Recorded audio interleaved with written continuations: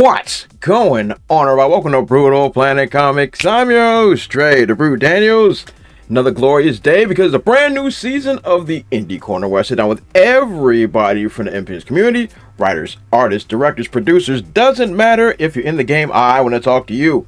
And we have our very, very good friend who is returning to the show. She is the creator of Path of the Pale Rider. Give it up, everybody, for Laurie Calcaterra.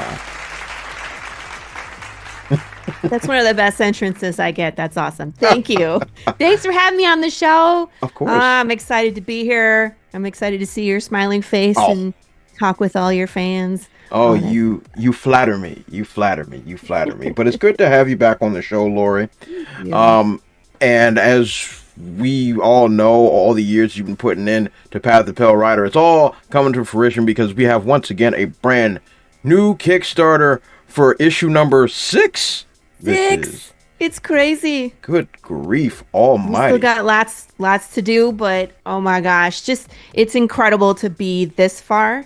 Because the story just starts to get real good. Oh, we're getting into the meat and the potatoes. And the sad pancakes. Ooh. Ooh.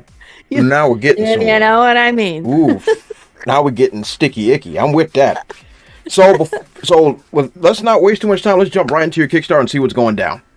Okay, we're here at the Kickstarter. And of course, at the point of recording, we have not launched just yet. What is the launch date? We got February 1st. February 1st.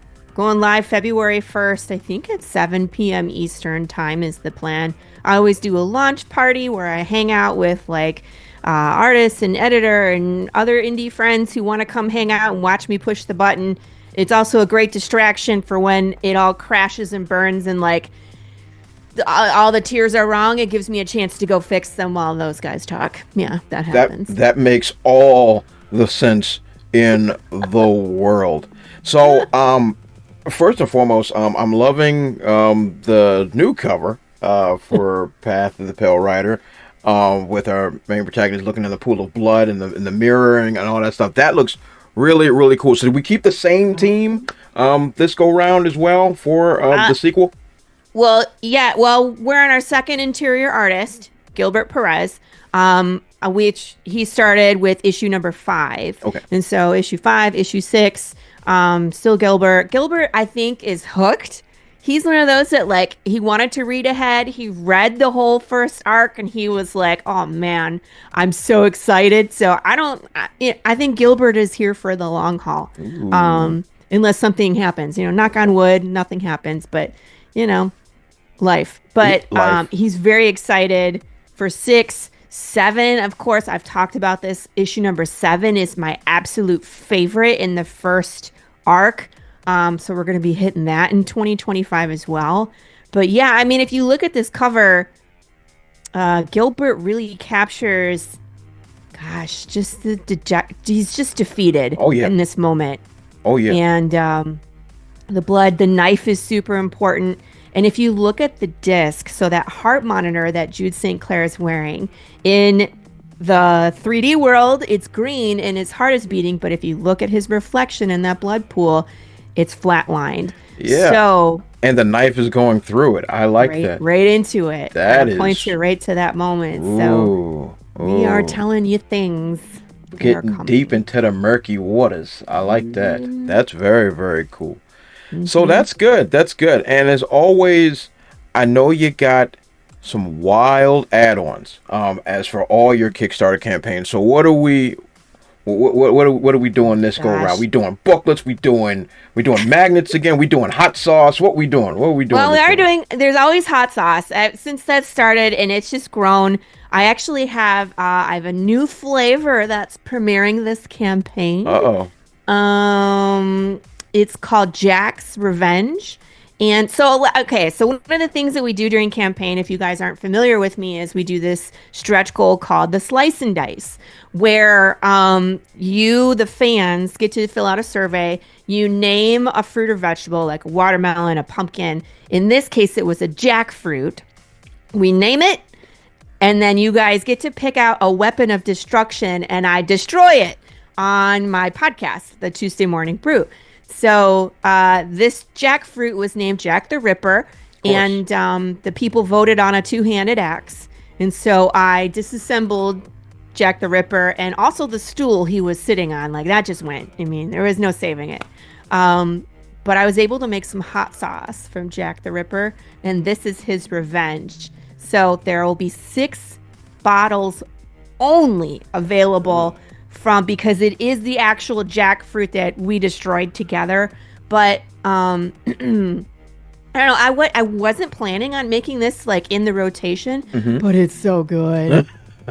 It's so good. So I have to ask, what flavors did we do for Jack the Ripper sauce? What did we do? Well, Jack the Ripper is it's the mango habanero recipe, but I switched out the mango and put in jackfruit. So it's habanero. It has like vinegar, onion, garlic, but that jackfruit is real sweet, and so it evens it out real like a lot. And I was worried it was going to be super hot. I put a crap ton of habaneros in it. I usually put 9 habaneros in a batch of 12 bottles of the mango habanero, and it's pretty hot.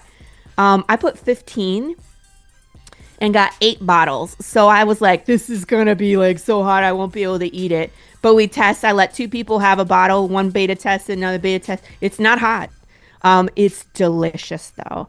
So even though jackfruit is a pain in my butt, I might put it in rotation because it is that good. It's that good. That's awesome. So that's fantastic. We have the sampler pack, so you can get 3. So we have the barbecue ghost pepper. It's delicious. The smoky barbecue flavor with a little bit of heat. None of them are too extremely hot, just because I like to taste my food. The mango habanero. And then I have this excellent green sauce, which is a jalapeno serrano. Excellent. So those 3 come in the sampler pack. They're all 5-ounce bottles, like the free sample size. But in the add-ons, you can just get a single bottle as well. So if you just want to try one, or like you're really not into the barbecue, but you really want that mango, you can always back the book and just add on a single bottle as well. That's tremendous. And I'd be remiss mentioning the stretch goals. We're making new playing cards. Well, every campaign. Okay, so I do 2 different kinds of stretch goals. We do the dollar amount, and we also do a backer count. So every 50 backers, we unlock more poker cards, and we're building a deck. We've been building it for, I think since issue 3, I premiered that. Yeah, I've been building it for a while. Yeah, we're building cards, and I always guarantee that the first card I flip over is like a face card. You know, I'm planning on the Ace of Spades. If you guys know where we're going in the story, we're going into undead lands. So we're going to unlock a bunch of undead face cards is the plan. We do have to do some number cards just because, I mean, there's a bunch of them. We have to get through them, right? If we're going to have a deck. But so every 50 backers, I flip over a card. But that design is what the cards look like. And I have an inverse deck. So that one is a beautiful black and red design on a white background. I have a white design on a black background that I will release once the deck is complete. Like once we make all the cards, I'll release the inverse deck too, and I got big plans for that. Oh, I don't doubt that for one solitary second. So with all that in mind, we've been at this for many years now, Laurie. Many years. And I know I've asked this before, probably when you first launched your first issue, but I have to ask now, how long is this run gonna go? I know this arc is gonna be 8 long, right? 12 long. Oh my goodness gracious me. So this one's 12 long for this arc. Where are we going from here? Because that sounds like a major undertaking as is. So where do we go? Yeah. Okay, so the first 12 is... Okay, so when I wrote this, I wrote it as a full-length movie. And so I broke it up into issues. So there's 3 acts of a movie, and each act is 4 issues. So that's kind of like... That was my planning back in the day. So as we're going through this, my plan is to do individual issues 1 through 12 for the first arc. And then, of course, I'm releasing trade paperbacks every 4 issues. So like it's act, and then when we get to 12, we'll do an omnibus. We'll do, a big one Of course. for the first arc. There are 3 arcs. So there's a total of 36 issues, but I may not release them the same way. Okay. As we grow and we get attention, the Kickstarter money goes up. I can afford to maybe release 2 issues at the same time. It just depends on the market. It depends on the economy. It depends on our growth. It just depends. Yeah. But would I like to get the story out quicker? Absolutely. Because as crazy as the first arc is, the second arc is 100 times more crazy, and it starts from the jump. And I mean, like, if you're familiar with Path of the Pale Rider, I start you out in the wild and introduce a zombie bear that wreaks havoc. Yeah. And that's basically the tone from here on out, right? It's just havoc. Every single issue, there's major consequences. There's riots. The undead start to fight back. And then in the first arc, Jude does figure it out. But then the quest becomes, can we fix it? Is it even possible to fix it? And things get absolutely wild.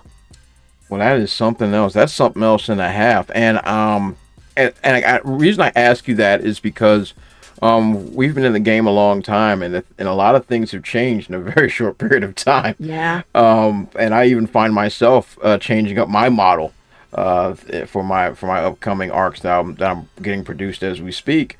And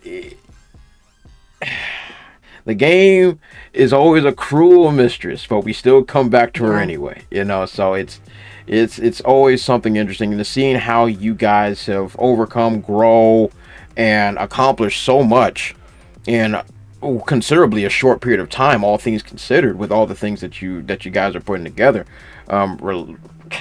12 issue arc, that's gonna be freaking crazy. I thought I was wild with 8, and yeah, going in with 12. That is amazing. And to see how much you guys have grown over the years, I'm proud to be a part of the journey, to see all the growth that you guys are getting done over there. It's really, really dope. I appreciate that. And that is one of my favorite things as well, is that once you become a part of the community, it's like we become each other's cheerleaders. Yeah. We get to watch the growth, and it's like, oh, not only do you have 8 issues, you have a trade paperback.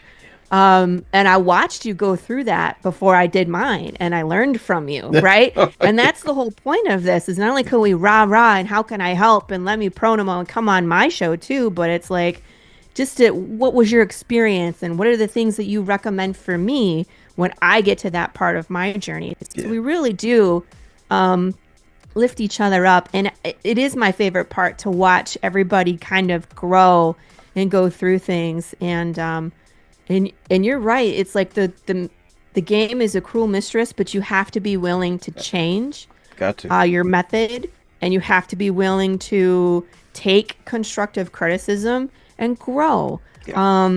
That's the only way to do it, is to listen to what people want, to have an eye on the market, and make adjustments as you go, because it's not going to be the same. Yeah, that is so true. So February 1st, everyone, this Kickstarter of Path of Pale Rider number 6 goes live, but you can get alerted for it right now. I'll leave it in the description section below. Definitely click so you can get the announcement when it was launched at that very moment, because we want Path of Pale Rider to hit the stratosphere.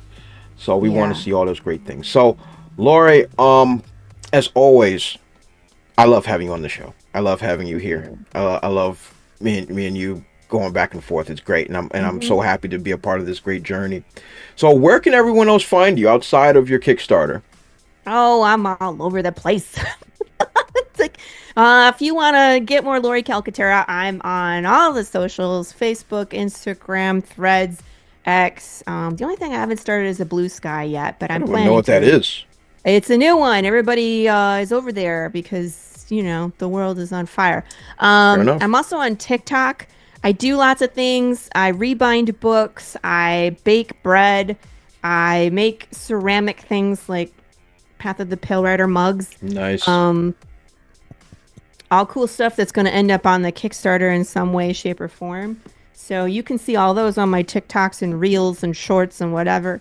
But I also host a show every Tuesday called the Tuesday Morning Brew, where I interview other indie creators like Dre. Dre has been on the show. I host a show on Wednesdays called the Any One World Showcase, where I interview indie creators that are a part of ASAP Imagination and Any One World, which is Dre and myself, our esteemed publisher, whom we love.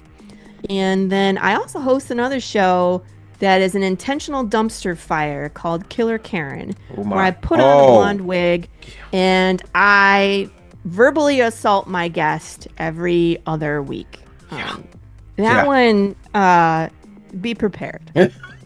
Fair enough. That Killer Karen character is pretty stellar. I would like to see more over it. That sounds pretty funny. That's pretty funny. Sometimes I have a hard time separating, like when I'm super comfortable with somebody and like Karen comes out and I'm like, I'm so sorry.